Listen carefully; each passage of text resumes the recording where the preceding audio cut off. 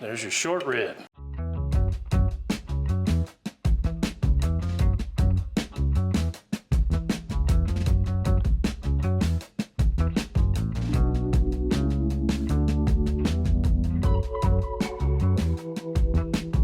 Okay, so these are bone-in short ribs.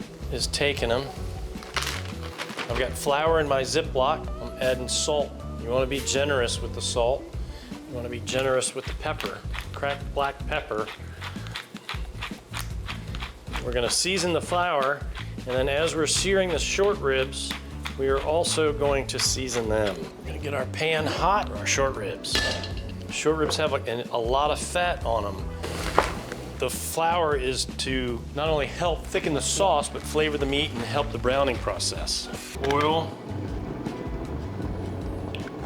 Knock whatever excess flour's off. Always sear them fat side down. Fat side down.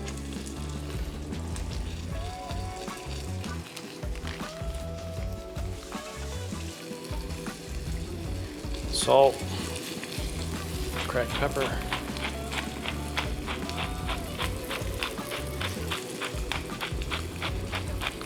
Okay. Turn that pan around.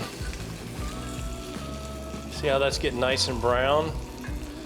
You want them a little bit deeper than that. So, yeah, look at that. It's nice. Not so much. So switch those around. Nice caramelization. That adds flavor. Season again. Salt. Be generous, because remember you're braising. So all that flavor is being captured in the braising sauce, which is classically called an Espagnole. Very classic French sauce. There's nothing Spanish about Espagnole. Espagnole is a mother sauce. So you've got literally 5 mother sauces. Some people say 6. Bechamel, which is milk thickened or cream thickened. Then you have a velouté, which is a chicken stock thickened or veal broth thickened. Demi-glace, I consider demi-glace a mother sauce because you can add other things to it. And I don't make my demi-glace with Espagnole and veal stock reduced down. I just reduce my veal stock down. Espagnole is one, which we're making now, just a basic tomato sauce. And some people say vinaigrette is a mother sauce. So we're gonna use the anchovy paste. Now what we're gonna do is we're gonna add anchovy paste into this. And you're gonna melt that into the oil. You're gonna add your mirepoix. This is your carrots, onions, celery, and a couple of whole garlic cloves. Anchovy paste is my secret ingredient. It's another layer of flavor. It lends itself to the whole. You won't taste it in the sauce. It's just an underlying building block. Tomato paste is we're gonna call what the French call pincé, or lightly brown. What that does, caramelizes the natural sugar in that tomato paste.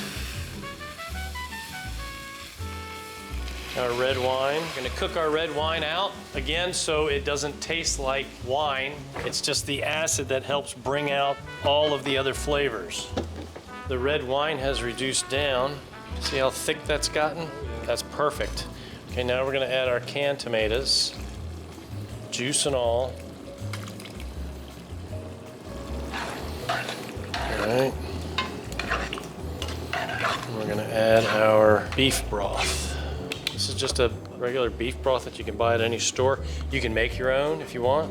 When I make my own, I get veal bones, but you gotta buy like 50 pounds at a time. I don't make a big batch of veal stock, I just make a small batch. And freeze the rest of the bones. So we're gonna stir this up. And add our aromatics. Thyme, parsley, peppercorns, and bay leaf. Another word for it is sachet bag.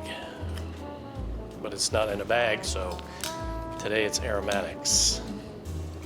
So as soon as this comes to a boil, we're gonna put our short ribs in there, and we're gonna cover it, and we're gonna put it in the oven. I've been doing the sauce the same. I've been making the dish the same way ever since culinary school. So straining out the vegetables and then reducing the sauce down until thick.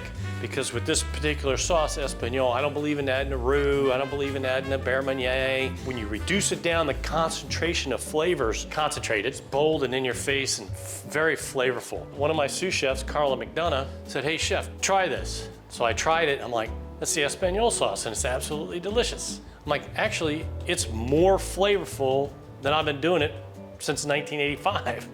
She said, what? I said, what'd you do? She said, I just pureed the vegetables and strained them out. Glory, hallelujah. Now we don't have to reduce it as much, so we're not losing as much money, because when you reduce, you lose money, even though it's more flavorful. So now you have more sauce and more flavor. This size of short rib probably take 2.5 hours to cook. So sauce is rolling, as you can see. We have our oven at 350 degrees. Put our lid on. It's 3 o'clock, so we should be ready to roll by no later than 5:30. I had some leftover mashed potatoes. We're gonna serve those with some leftover mashed potatoes, just reconstituted. So they're cold, but to heat them up, you put a little bit of milk in the bottom. You can use half and half if you want. You can use heavy cream if you want, whatever you have available. You can use almond milk. If you put it in the bottom of the pan, a little butter, and we'll heat them up like that, just letting them get to room temp. Oh. That's always a good sign, right? That's a really good sign. We just pulled them out of the oven. It's come away from the bone. That's what you want to see. Make sure they're yeah. Put my tongs in there, and they just come right out. How that popped out. Perfect. You always want to let them sit in the juice that they braised in. Your braising liquid now becomes your sauce. I'm going to show you a little trick to add more flavor and thicken it up. So we're going to puree it. Just take a little bit more time because it's so fine. Also heat up so I have some day-old mashed potatoes. I added a little bit of half and half to the bottom and a little butter. We're just going to heat them up until they're nice and smooth. You want it thick enough to coat the back of a spoon. The French call that nappe. Season with salt, pepper. We're going to finish this with a little butter. And what the butter does is it mellows it out, gives you a nice mouthfeel, creaminess. You know, if your mashed potatoes have lumps in it, that's good. It's a sign they're homemade. Sauce this bad boy here. There you go. There's your short rib.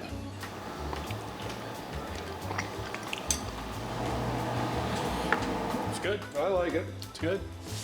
Well, thank you all for coming into my home. Derek, thank you. Fred, always. Appreciate it, man. Thanks for everything. Thank you all. We'll see you in New York City. A couple more episodes. There you go. But this is a great foundation. The sauces and everything, and then this.